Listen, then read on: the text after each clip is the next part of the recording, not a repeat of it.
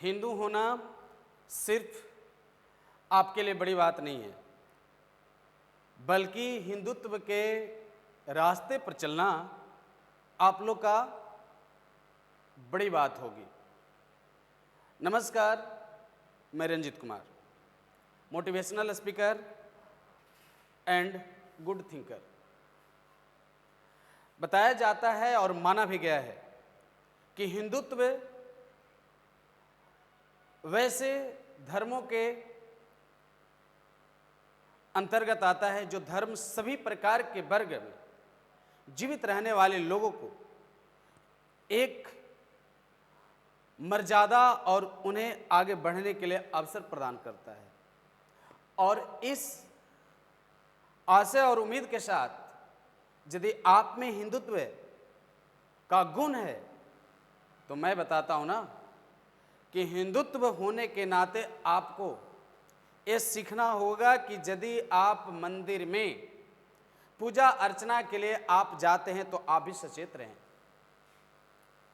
क्योंकि पारंपरिक कथाओं के अनुसार आपको ये बताया जाता है कि मंदिर में इतनी देवताएं हैं, इतने पुजारी हैं। लेकिन क्या इससे आपको लगता है कि समाज में एक बहुत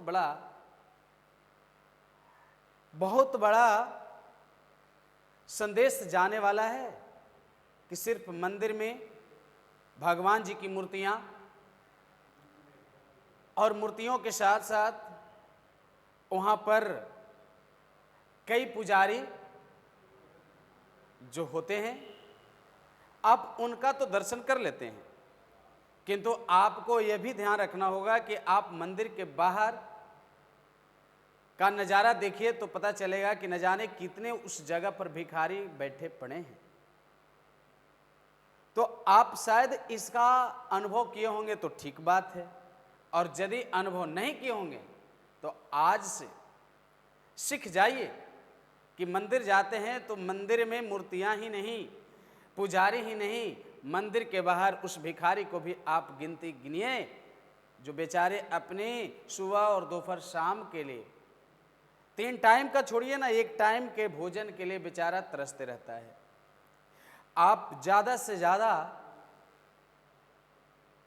उस जगह पर प्रसाद और बहुत सारा व्यंजन लेकर के पहुंचते हैं, उससे अच्छा है कि बाहर में थोड़ा थोड़ा दान कर दीजिए, तो वो आपके लिए जो ईश्वर से प्रार्थना करेंगे, कल्पनाएं करेंगे, वो शायद एक समृद्ध व्यक्ति जो उसके अंदर जो पुजारी बनकर बैठा है वह शायद आपके लिए ईश्वर से स्तुति कर पाएंगे। इसलिए मैं आप लोग से विचार रख रहा हूं कि आप थोड़ा सा उससे बाहर और पारंपरिक चीज़ों से थोड़ा ऊपर उठ कर के आप देखिए कि कहाँ पर आप में सुधार लाने की ज़रूरत है, और आप वैसे रूप में हैं तो आप थोड़ा सचेत होकर के कार्य करिए। पता होना चाहिए कि हिंदुत्व में हमेशा पंचदेव को महत्व माना जाता रहा है। आखिर देवों में वह 5 धाम, वो कौन सी 5 धाम की बात की जाती है, थोड़ा इस पर भी आपको विचार करना है और सोचना है कि आखिर वो कौन और किसके लिए और कहाँ और क्या है उसका उपयोग जीवन में। विचार करिए। जिस सूर्य को आप 5 देवों में आप समझिए कि मैंने पहला जो नाम ले रहा हूं वह सूर्य जो ग्रहों का मालिक और साथ ही साथ इस ब्रह्मांड को जीवित रखने वाला कोई है तो वह सूर्य है। और सूर्य उपासना में आप अपने आप को समझते होंगे कि सूर्य उपासना, और ये सूर्य उपासना के दौरान हमारे शरीर में बहुत सारे ऊर्जाएं मिल जाती है। खैर कोई बात नहीं, सोचिए, विचार करिए। वह सूर्य की उपासना से, सूर्य को देवताओं की श्रेणी में रखने से पता है कि सूर्य से हम लोग का ये पता होना चाहिए कि सूर्य की उपासना से स्वास्थ्य बना रहता है, और सूर्य इसलिए हमें यानी प्रमाणित हैं देवताओं की प्रथम श्रेणी पर, क्योंकि सूर्य की आराधना से हमारा स्वास्थ्य बना रहता है। तो यदि आपका स्वास्थ्य जो कार्य से, जैसी कार्य से जिस तरह के आपको करने से यदि आपका स्वास्थ्य बना रहता है, स्वास्थ्य में गिरावट नहीं आती है, तो समझ जाइए कि वह पहला देवता वह सूर्य का आप उपासना कर चुके हैं। इसलिए सूर्य की उपासना यानी अच्छी स्वास्थ्य का पहचान होना। साथ ही साथ आपको यदि दूसरे रूपों में यदि आपको यहाँ पर नाम लिया जाए, यदि आप अच्छे ढंग से यदि अपने जीवन का संचालन में लगे हैं, तो आपको पता होना चाहिए कि जिनका नाम विष्णु, पता होना चाहिए आप लोग को कि आखिर जिनका नाम विष्णु के रूप में लेते हैं वो क्या है, पता है आपको? वह आपको पता होना चाहिए कि यदि आपके परिवार और आपके पास यदि 24 घंटा में शांति बना हुआ है, आप शांति ढंग से कार्य कर रहे हैं और आप में वैभव है, तो वही विष्णु का निवास है। विष्णु आपके शांति में है। यह दूसरा आपका देवों में महादेव। समझना होगा इस बात को। साथ ही साथ जिनको आप शिव के नाम से जानते हैं, शिव कहकर जिन्हें आप पुकार लगाते हैं, वह कहीं और दूर नहीं, आपके पास यानी शिव में विद्या और ज्ञान की ज्योति है साहब। इसलिए मैं आप लोग से अपील कर रहा हूं कि कुछ ऐसी भी बातें आपके साथ है जुड़ी हुई जो आपको जीवन को पवित्र बनाने में अहम योगदान दे रहा है। आप बारीकी से इसको अध्ययन करिए तो हर एक चीज आपके पास प्रकट हो जाएगा, हर एक कुछ आपको पास दिखेगा। और ज्ञान और यानी विद्या का रूप यदि आप में है तो समझ जाए कि आप सच में यानी शिव का उपासना कर रखे हैं, शिव की स्तुति कर रहे हैं। यह शिव आपको भी बताइए, देवताओं और हिंदुत्व का पहचान में शिव को भी आप मानते हैं।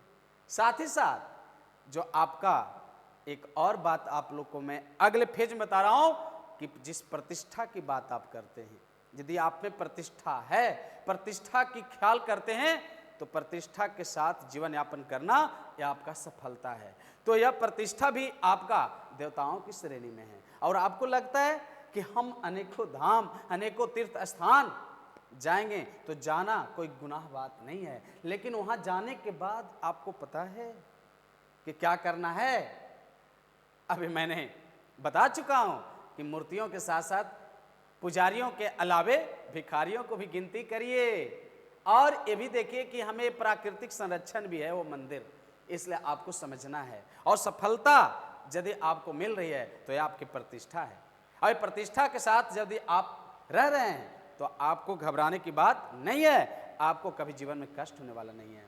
और पांचवा मैंने आप लोग को बता रहा हूं, शांति के अलावे यदि आप अपने जीवन में चाहते हैं कि शक्ति मिले, तो शक्ति बिल्कुल आपका ये 5 देवों में शक्ति का भी नाम आता है। और यह शक्ति के साथ यदि आप ऊर्जान्वित हैं, आप में हर कार्य करने के लिए ऊर्जा है, तो कभी आप कार्यों में विफल नहीं रहेंगे, बल्कि कार्यों में हमेशा आपको सफलता मिलेगी। और आप यानी बस लगे रहते हैं कि हम अलग अलग रूपों में, अलग अलग धामों पर, अलग अलग स्थानों पर जाएंगे तो हमें सफलता मिलेगी। नहीं, यदि ये 5 चीज़ों का आप में पकड़ है तो आप सच में यानी इस धरती पर का आप एक सफल व्यक्ति और छवि वाले व्यक्ति बन जाएंगे। क्या लगता है कि यदि यह 5 का समावेश यदि आप देखना चाहते हैं, वह 5 का समावेश वह कहाँ, तो आपको पता होगा कि वह 5 देवताओं और 5 देवी रूप में यदि आप मानते हैं, यदि धर्म को आप यानी मानते हैं, धर्म का अनुयायी हैं, तो यह 5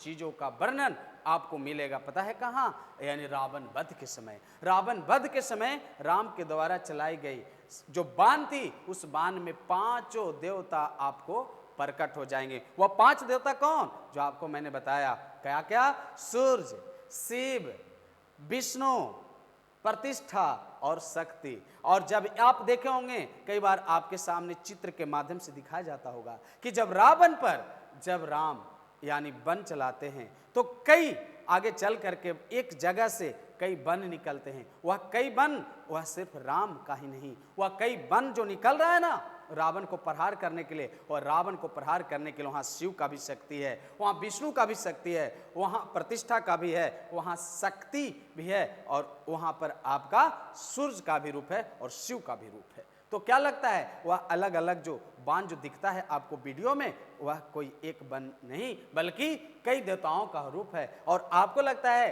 कि राम को आशीर्वाद देने के लिए अनेकों तरह के देवता आए और उनको आशीर्वाद दिए और रावण वध हुआ।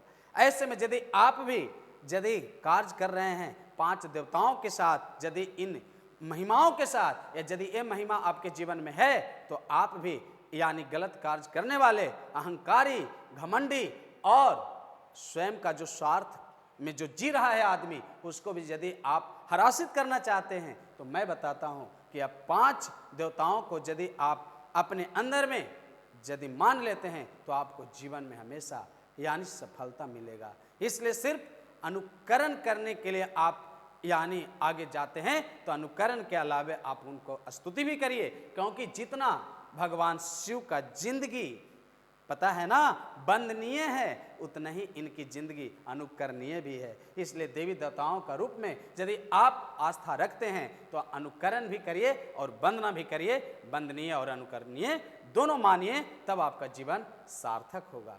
इन बातों के साथ आप हमारे हर एक टॉपिक को आप सोचकर समझकर यदि आप देखते हैं, तो आपको जीवन में हमेशा बढ़ावा ही मिलेगा। तो आपको एक ऐसा वीडियो लगा, आप लाइक कमेंट करके बताइएगा, और साथ ही साथ इस चैनल पर आप नए होंगे तो थोड़ा सा सब्सक्राइब करके और लोगों तक इस वीडियो को शेयर करके आगे बढ़ाइएगा। तब तक का इतना ही। जय श्री कृष्णा, राधे राधे।